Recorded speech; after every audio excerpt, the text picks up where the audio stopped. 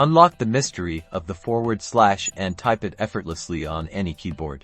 The forward slash, that essential character used in website addresses, fractions, and so much more, can sometimes feel elusive, but fear not, because today we're demystifying how to type it on both your PC and laptop keyboards. For most standard PC keyboards, finding the forward slash is quite straightforward. Look for the key located to the right of the Shift key on the bottom row.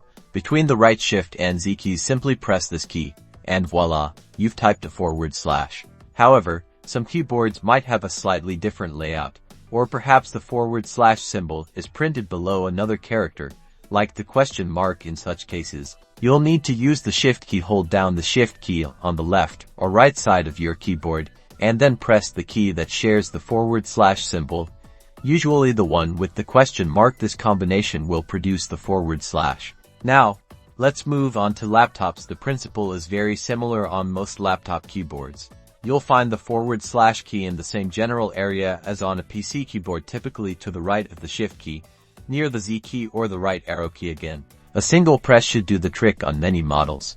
On some slimmer or compact laptop keyboards, the forward slash might be combined with another symbol if pressing it directly doesn't work. Just like with the PC, you'll need to use the Shift key, press and hold Shift. Then press the key that contains the forward slash symbol. This is often the same key that also prints the question mark. What if you've tried all of this and still aren't seeing a forward slash?